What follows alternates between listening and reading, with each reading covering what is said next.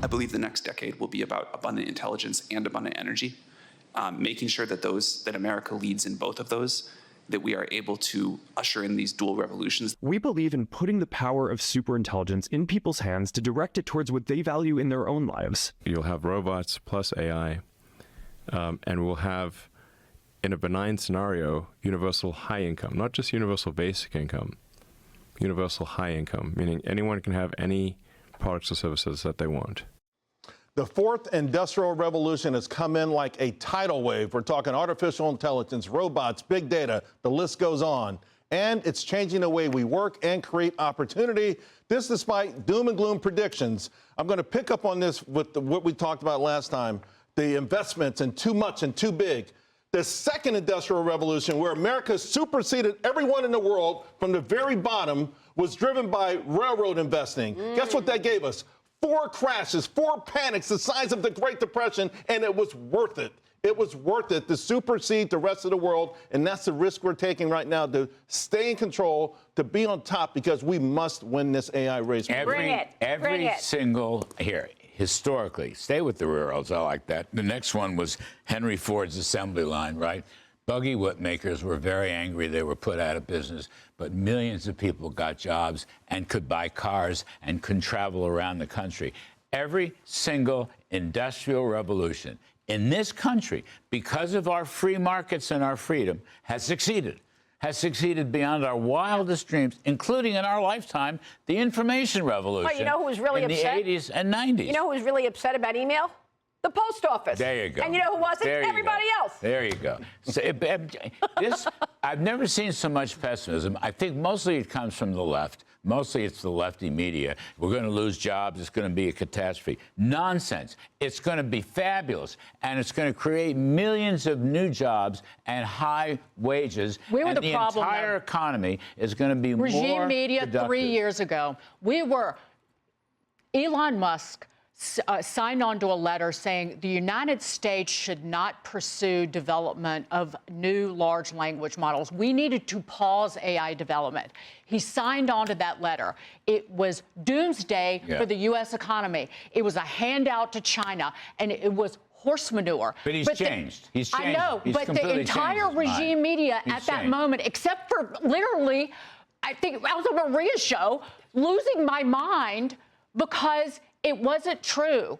What has happened just in 3 years, because it was needless fear-mongering. That's right. And I was calling people out, like, stop doing this. And there's no evidence. What has happened just with AI in radiology, in colon cancer detection, for regular colonoscopy? Well, that started with robotics.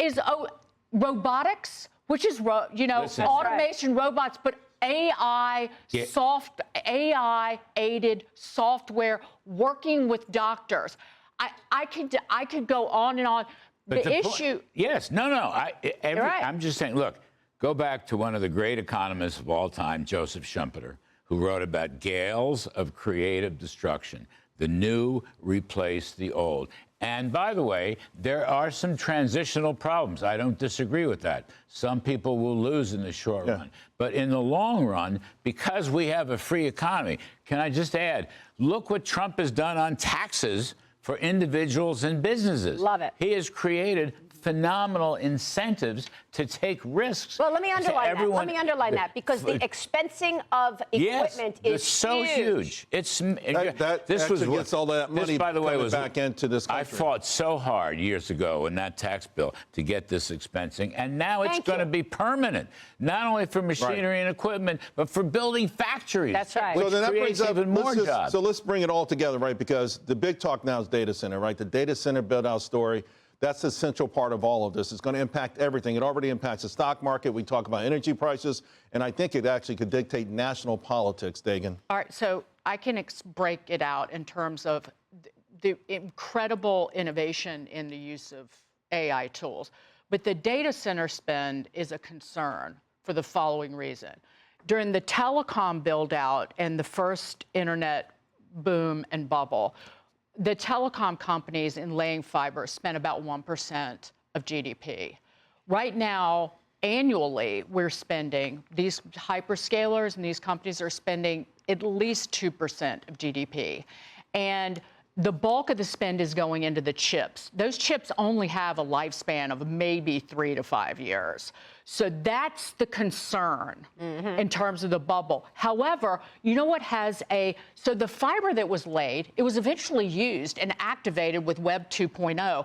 But with these data centers, what does have unlimited lifespan utility is the real estate that is being put up and the power and the electricity. And this will be freedom in terms of better electric grid. What about the boom in oil and gas? In other words, drill, baby, drill. Natural gas is going to provide the power for these data centers, okay? We need infrastructure for that natural gas. That's right. I just came back from the Permian Basin. That's right. When I got to the Permian Basin, I couldn't believe what I saw. Larry, in corners of the Permian Basin, they're flaring up natural gas. What does that mean? They're putting it on fire. Why? They don't have the pipelines and the infrastructure ready to actually transport the natural gas to where it needs to go. So that's a whole other industry that's going to be growing. By the way, I agree with you. Did you have a chance? Did you have a cup of coffee with Billy Bob Thornton, the land? No, I did not. But I felt like I was right in land. Were you in the Patch? Were you in the Patch Cafe? I was on the oil drillers. I was on the fracking sites. Yeah. But to Dagen's point, there are 5,000 data centers right now in America, and they're still being built, and they're continuing. We need more. We do need more. We need more. But natural gas will do it.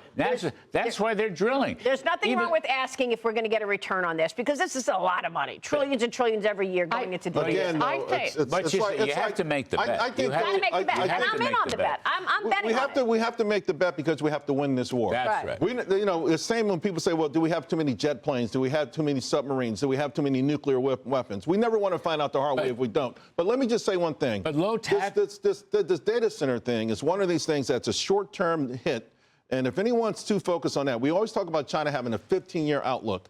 This is small potatoes. This is small potatoes because at some point we'll be complaining. Why did Musk put that last data center on a satellite? They could have built it in Wisconsin. So we need to make sure we're looking at the big picture here. Yeah, just so you guys know.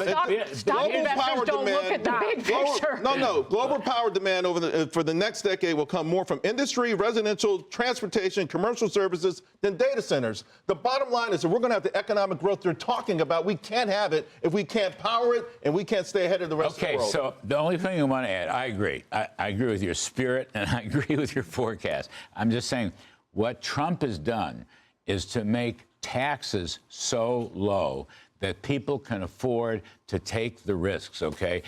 Especially immediate. The expensing is so brilliant. The expensing part is brilliant. The corporate tax at 21% is going to stay there. And they're clearing away a lot of the regulatory underbrush so people can move on the infrastructure. We got to build pipelines. But listen, I would be buying energy with both hands right now. After-tax returns are very high. And this is so critical because the whole economy benefits from this. It 100%. pays to invest. Right. It pays to whoever you. How many trillions? That's how you create wealth for the long term. Invest in the stock market. Even if Trump gets a third of But imagine if on ChatGPT.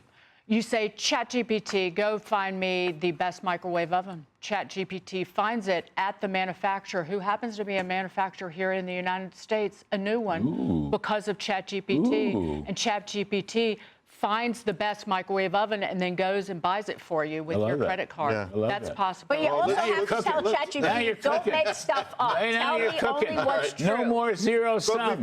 Now you're into the growth mode. You're into the Kudlowian growth. We're the growthier economy. Dagen, McDowell, look at this. Fantastic.